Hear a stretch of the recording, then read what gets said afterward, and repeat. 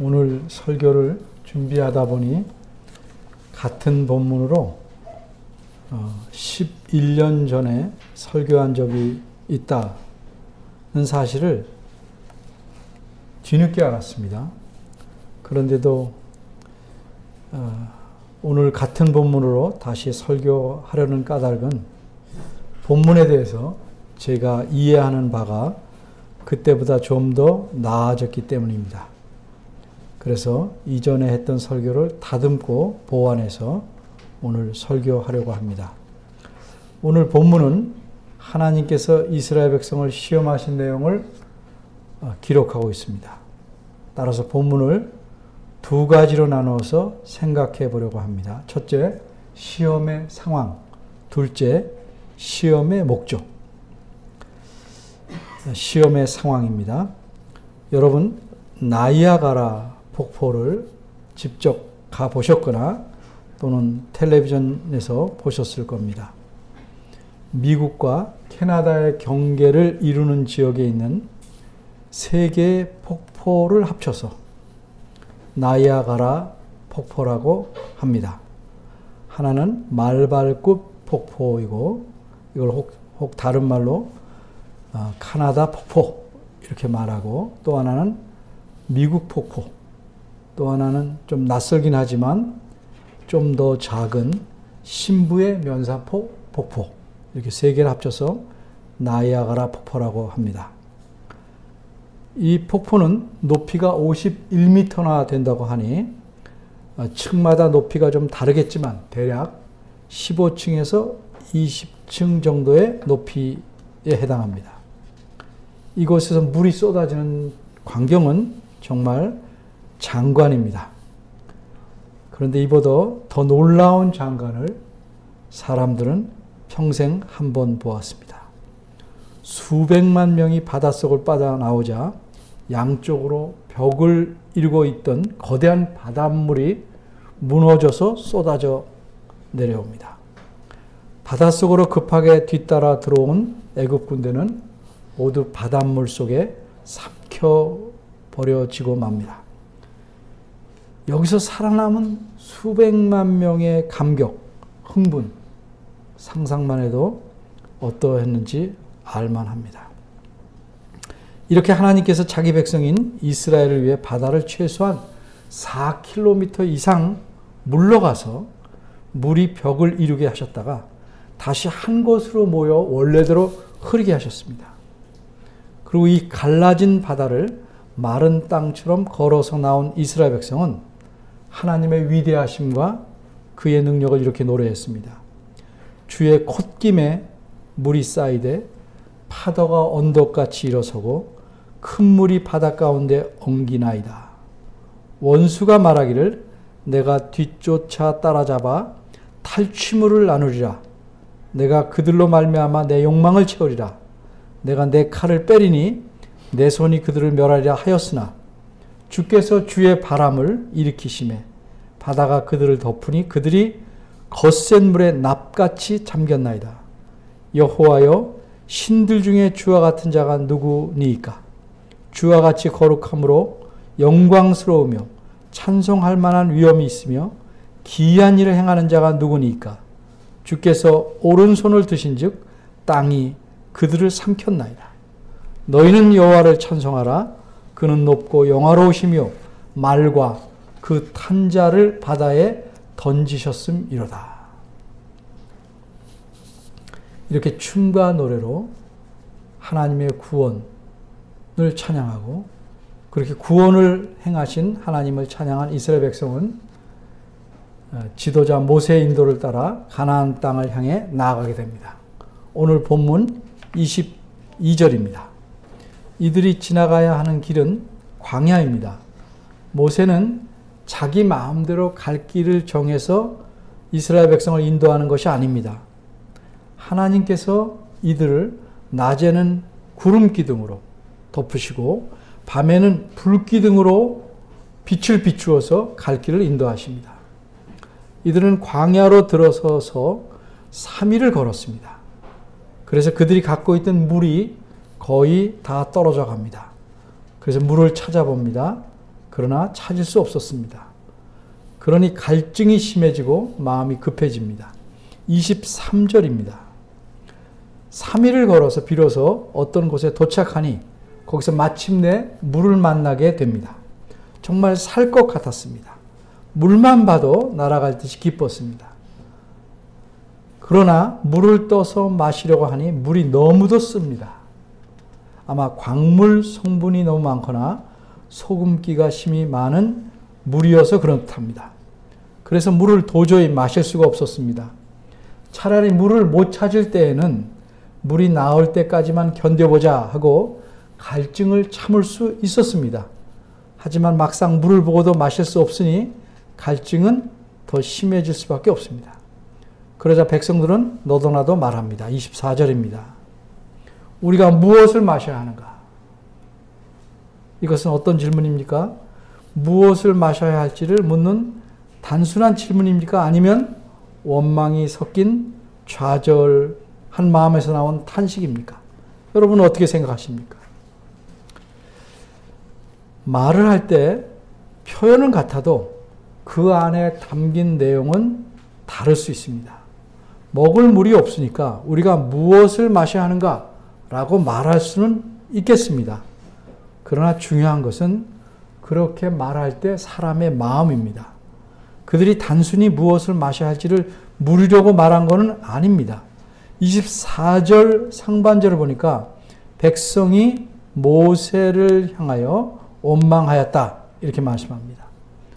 따라서 이 질문은 그들 마음속에 불평과 원망을 담아서 말한 질문입니다. 이렇게 그들은 자기들의 지도자 모세를 향해서 원망하였습니다. 마치 모세가 물 없는 곳으로 인도해온 것처럼 마실 물이 없는 것이 모세의 탓인 양, 물이 쓰게 된 것이 모세 때문인 양 이렇게 원망합니다. 그러나 실상 이 원망은 하나님을 향한 것입니다. 왜 그렇습니까? 이들은 자신들을 실제로 인도하시며 갈 길과 방향을 정하시는 분이 하나님이신 줄 잘 알기 때문입니다.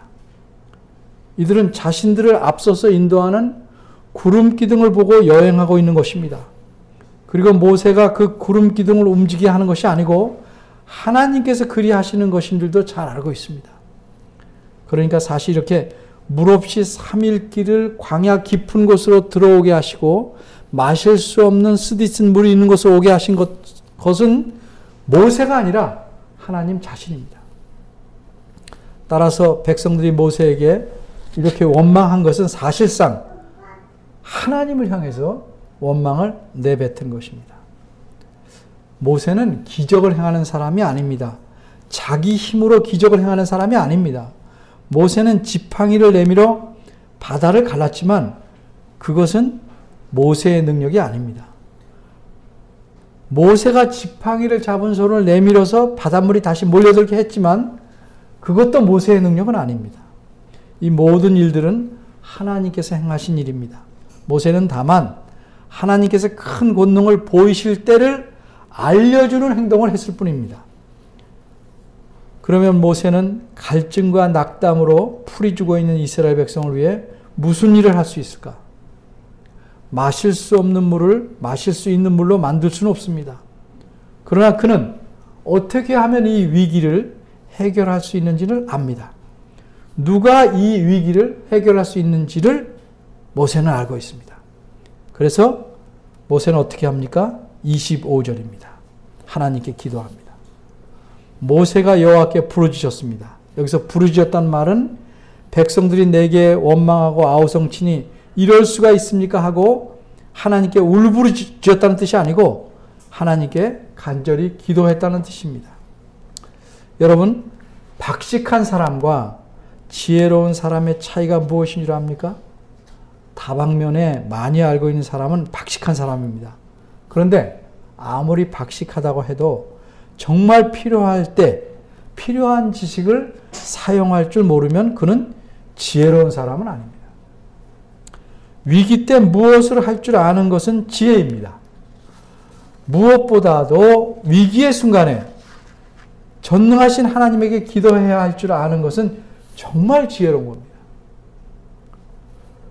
모세는 기도할 줄 알았습니다. 반면에 이스라엘 백성들은 몰랐습니다. 그 대신 그들은 원망할 줄은 알았습니다. 그러나 이들은 정작 하나님에게 3일 전에 큰 권능을 홍해에서 보이신 하나님께 기도할 줄은 몰랐습니다.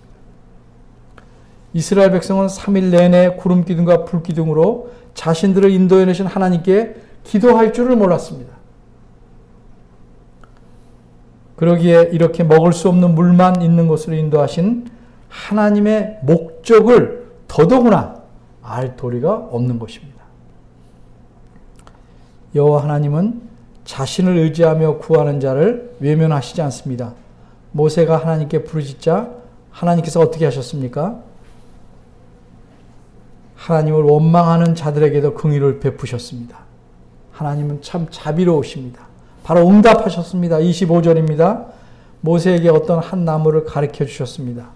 그래서 그 모세가 그 나무를 물에 던졌습니다. 그러자 쓴 물이 단물로 바뀌었습니다. 사람들이 마실 수 있는 달콤한 물로 바뀌었습니다. 나무의 어떤 성분이 물을 바꾼 것이 아닙니다. 나무는 모세가 바다를 향해 내민 지팡이처럼 하나님의 권능을 기대하게 만드는 역할을 한 도구일 뿐입니다. 하나님께서 권능으로서 마실 수 없는 쓴 물을 단물로 바꾸셨습니다. 이로써 사람들은 마침내 갈증을 풀고 원기를 회복할 수 있었습니다. 이게 시험이 일어난 그 상황입니다. 두 번째, 시험의 목적. 하나님께서는 아무런 계획이나 목적 없이 자기 백성을 인도하시지 않습니다.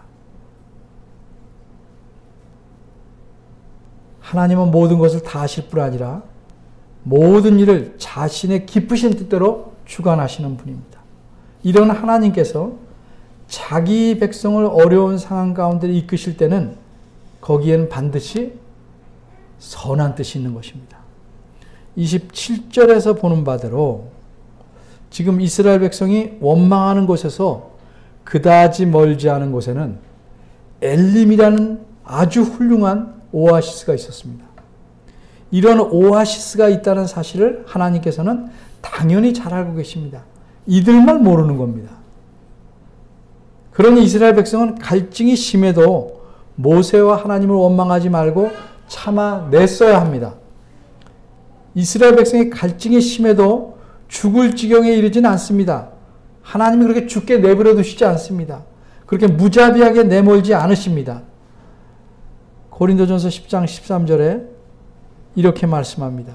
사람이 감당할 시험 밖에는 너에게 당한 것이 없나니 오직 하나님은 미쁘셔서 너희가 감당치 못할 시험 당함을 허락지 아니하시고 시험 당할 즈음에 또한 피할 길을 내사 너희로 능히 감당하게 하시느니라.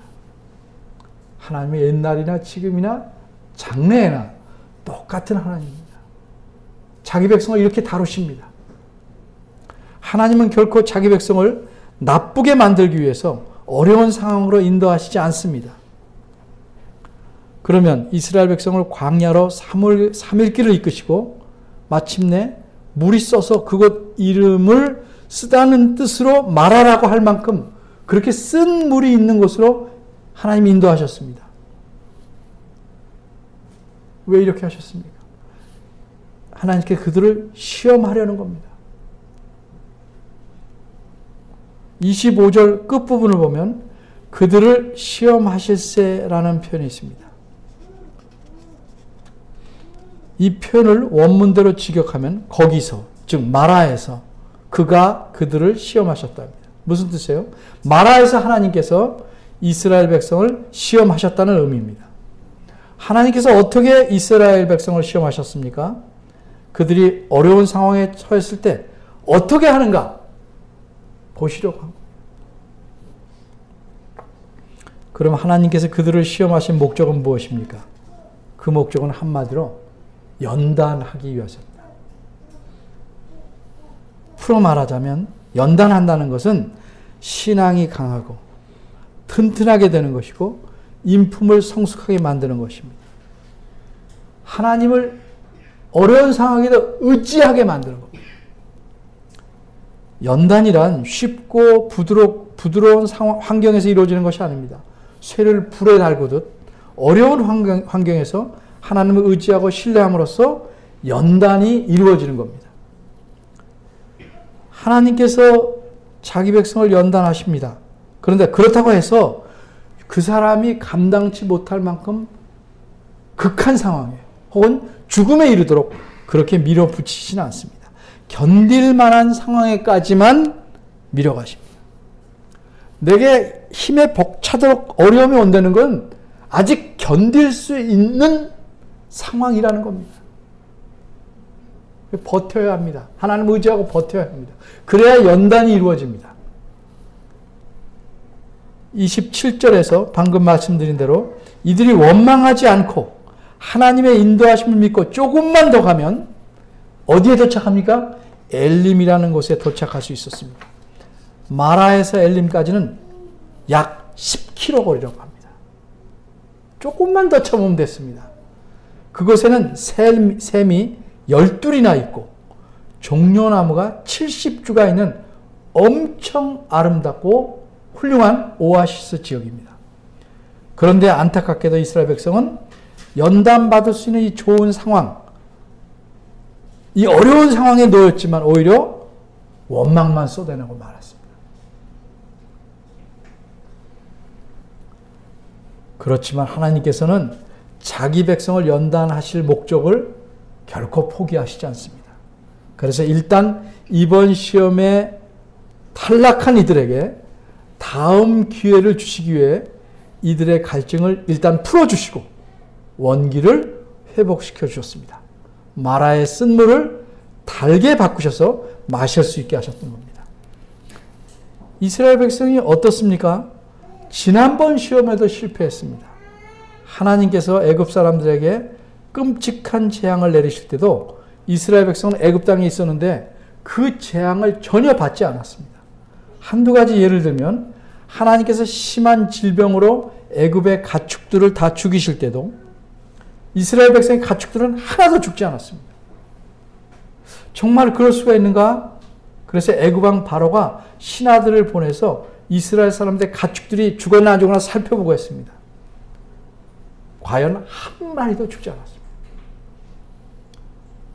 또 애굽 온 땅에 불덩이가 섞인 우박이 맹렬하게 쏟아져서 애굽 사람들과 짐승과 밭의 농작물을 망치고 모든 나무들을 꺾었지만 이스라엘 백성이 살고 있는 곳에는 우박이 전혀 내리지 않았습니다.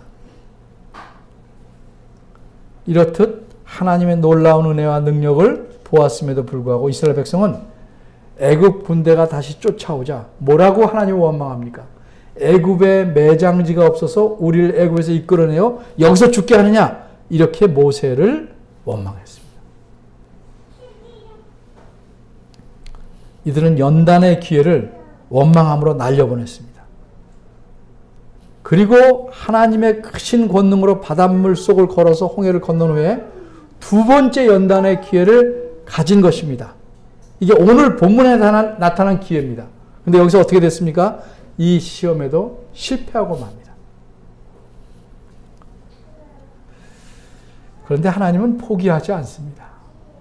자기 백성을 연단시키고자 하는 하나님의 목적은 멈추지 않습니다. 이스라엘 백성은 시험에서 실패해도 하나님의 목적은 실패하지 않기 때문입니다. 반드시 이루어집니다. 실패하는 백성만 힘들 뿐입니다. 다음번 연단의 시험을 위해 하나님께서는 원망하는 자들에게도 그들의 필요를 채워주셨습니다. 갈증을 풀어주시고 원기를 회복시켜 주신 겁니다.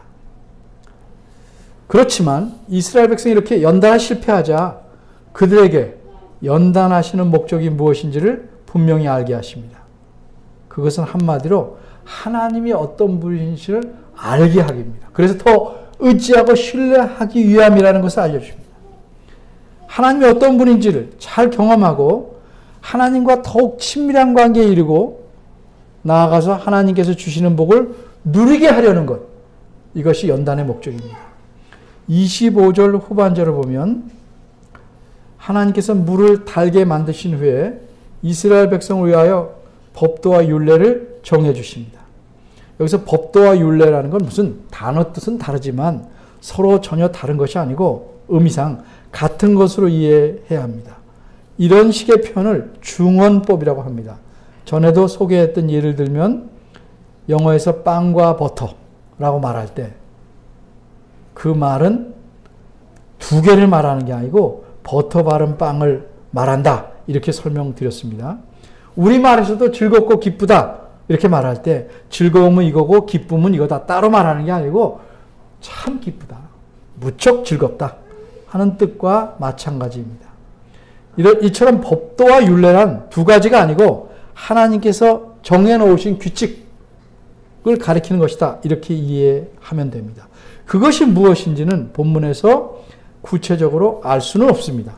그러나 어쨌든 하나님께서 이런 규칙을 정하신 것은 앞으로 이스라엘 백성을 다시 시험하시려는 목적을 갖고 계시기 때문입니다. 어떻게 시험하십니까? 26절 상반절에서 자세히 말씀합니다. 너희가 너희 하나님 나 여호와의 말을 청종하고 나의 보기에 의를 행하며 내 계명에 귀를 기울이며 내 모든 규례를 지키면, 이게 어려울 때 하나님 말씀대로서 시험에 통과하는 방법입니다. 여기서도 여호와의 말, 의, 계명, 규례 이렇게 여러 말이 나오지만 이걸 요약하면 하나님께 순종하고 하나님 말씀을 신실하게 따르라는 겁니다. 어떤 어려운 상황에서도 하나님께 순종하는 것은 시험을 통과하는 것이고 이로써 연단이 잘 이루어지는 겁니다. 하나님께서 여러 계명을 주신 것은 자기 백성을 옥죄기 위한 게 아니고 그들을 잘 연단해서 정결하고 거룩하고 온전한 백성으로 만들기 위함입니다. 예를 들면 길에다가 차선을 그려놓은 거는 운전을 방해하기 위한 게 아니고 안전하게 하기 위한 것입니다. 마음대로 운전하고 싶은 사람은 그게 방해거리가 되겠지만 안전하게 운전하고 싶은 사람은 중앙선이나 신선이나 굉장히 큰 도움이 되는 겁니다. 그럼 이렇게 하나님 말씀에 순종해서, 즉 시험에 통과해서 연단됨으로써 누리게 되는 복은 무엇인가? 26절 하반절이 말씀합니다. 내가 애굽 사람에게 내린 모든 질병에 하나도 너희에게 내리지 아니하겠다. 애굽 사람들은 하나님께 대항하여 버티다가 심판을 받았습니다. 여러 가지 재앙이 있는데 그 중에 악질과 독종이라는 질병이 있었습니다. 사람과 가축들이 죽어나가는 질병입니다. 이런 재앙들을 전혀 내리지 않으시겠다는 말씀입니다. 반대로 하나님의 말씀에 순종하지 않으면 어떻게 되는가? 그 예로 같은 맥락에서 신명기 28장 27절 35절에서 이렇게 말씀합니다. 여호와께서 애굽의 종기와 치질과 괴혈병과 개창으로 너를 치시리니 내가 치료함을 얻지 못할 것이며 여호와께서 내 무릎과 다리를 쳐서 고치지 못할 심한 종기로 발하게 하여 발바닥으로부터 머리 꼭대기까지 이르게 하시리라. 순종하지 않으면 이렇게 하겠다 이스라엘 백성에게 말씀하셨습니다. 혹시 이렇게 생각할 수 있겠습니다. 병에 걸리지 않고 건강한 것이 뭐 그렇게 대단한 복인가? 이렇게 생각할 수 있습니다만 그 당시 이스라엘 입장에서는 이것 이상 큰 복은 없습니다. 그들은 애굽에서 10가지 재앙을 받고 많은 질병을 받습니다. 그게 얼마나 무서운 줄 압니다. 그것에 대한 이른바 트라우마가 있습니다. 그 병에 걸리지만 않으면 살 수 있다. 이런 생각을 가질만 합니다. 병에 걸리지 않는다는 것, 건강한 것이 큰 복인가? 예를 들어 봅니다. 눈먼 자에는 무엇이 가장 중요하고 절실한 복이겠습니까? 비행기를 선물로 주겠다? 그렇게 말한 듯 눈을 뜨는 것보다 우선일 수 없습니다. 암에 걸려 죽게 된 사람이 가장 바라는 복은 무엇입니까? 암이 치료되는 겁니다. 마찬가지로 그 당시 이스라엘 백성의 가장 큰 복은 애굽 사람이 그렇게 하나님의 심판과 재앙으로 인해 죽은 것처럼 그렇게 죽지 않는 겁니다. 건강하게 사는 겁니다. 그래서 26절은 그들은 상황에 맞게 가장 중요하고 절실한 복을 말씀하고 있는 것입니다. 26절 마지막에는 나는 너희를 치료하는 여호와 이민이라 이런 말씀이 있습니다. 이 말씀은 원문대로 정확히 표현하자면 왜냐하면 나는 너희를 치료하는 여호와이기 때문이다. 따라서 이 말씀은 하나님께 순종하면 어째서 그런 복을 내리시는지 이유를 말씀한 겁니다. 나는 치료하는 하나님이다. 나에게 순종하면 병도 낫게 해준다.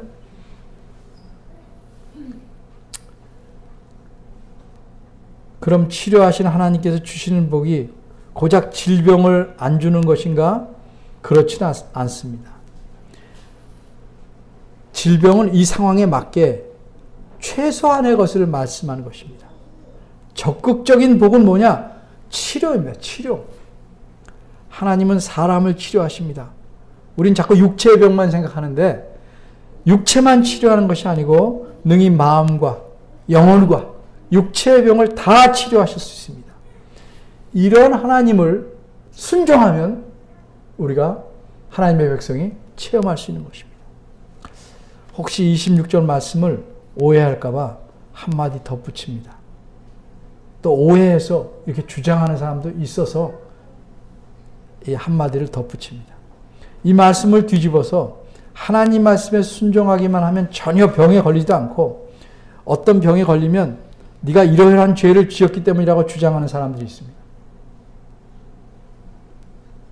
또 어떤 사람은 기도하면 하나님께서 어떤 병이든 치료하실 수 있다. 왜? 하나님은 치료하시는 분이기 때문이다. 이렇게 주장도 합니다. 그들의 주장이 어떻습니까? 오늘 말씀에 비춰보면 어떻습니까? 원론적으로는 맞습니다. 하나님은 능히 그렇게 하실 수 있습니다. 문제는 우리입니다.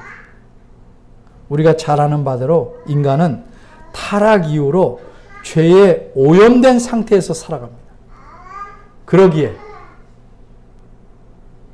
하나님이 병을 주시는 게 아니고 이런저런 병에 걸리게 됩니다. 그래서 하나님께서 은혜로 치료해 주시기도 하지만 때로는 그렇게 하시지 않으시기도 합니다.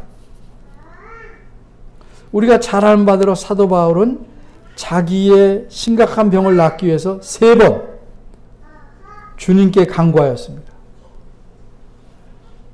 그런데 주님께서 고쳐주시는 대신에 뭐라고 응답하셨습니까? 내 은혜가 내게 족하다. 이는 내 능력이 내가 약한 데서 온전해짐이라. 이 말을 듣고 사도 바울은 어떻게 했습니까? 더 이상 간구하지 않았습니다. 오히려 크게 기뻐했습니다.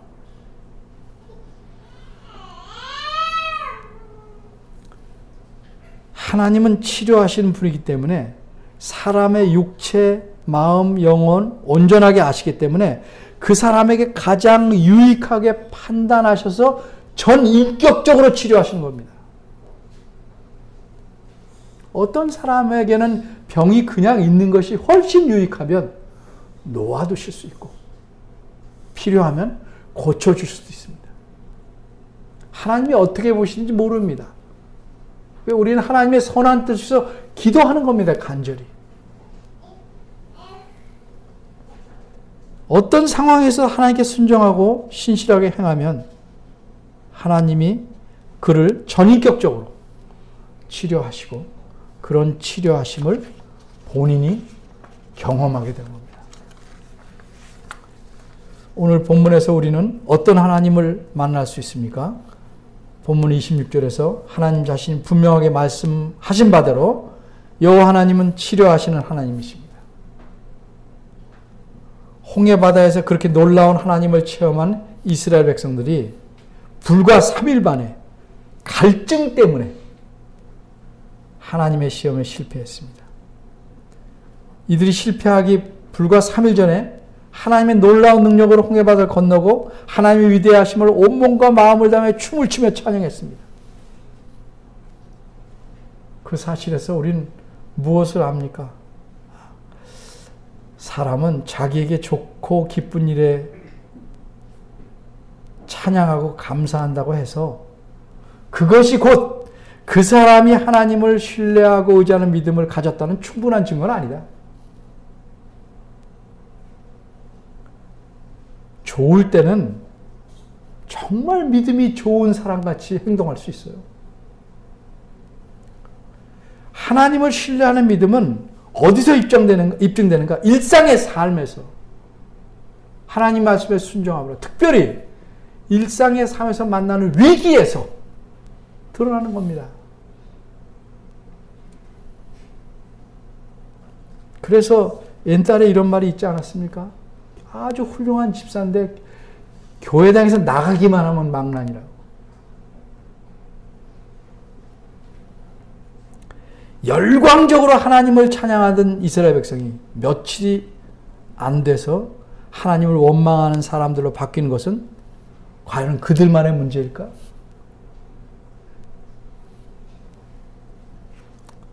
이스라엘 백성은 오랫동안 노예로 살아왔습니다. 육체는 고단하고 억눌린 삶을 살았습니다. 억울하고 힘들게 살았습니다. 근데 그렇게 힘들게 살았지만 그들에게 신앙의 연단, 육체는 강해지고 오기는 세지고 버티림은 세졌더라도 신앙의 연단, 인품의 연단은 없었습니다.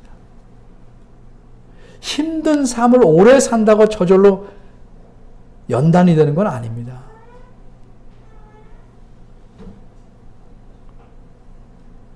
연단이라는 건 내게 불리하고 어렵고 고통스러운 상황에서도 하나님 말씀에 순종하라고 고민하고 갈등하는 데서 시작되는 것입니다. 이스라엘 백성은 하나님의 이름을 알았지만 하나님 없이 살았습니다. 하나님의 백성이지만 하나님과 무관하게 살았습니다.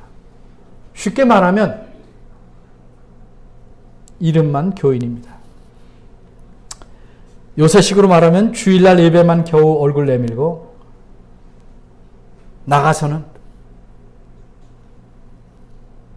자기가 그리스도인이 들킬까봐 숨어버리는 교인 것 같습니다. 이스라엘 백성은 오랫동안 애굽의 신들을 섬기며 살았습니다. 그게 그들의 실제입니다. 그러니 그들에게 연단이 생길 수가 없습니다. 그러니까 그런 사람들에게는 하나님의 놀라운 능력을 보아도 그저 대단한 구경거리에 불과하게 되는 겁니다. 놀라운 기적을 봐도 그게 연단을 만들어내지 않습니다. 그냥 구경거리고 찬양거리는 되지만 연단을 가져오지 못합니다. 우리도 마찬가지입니다.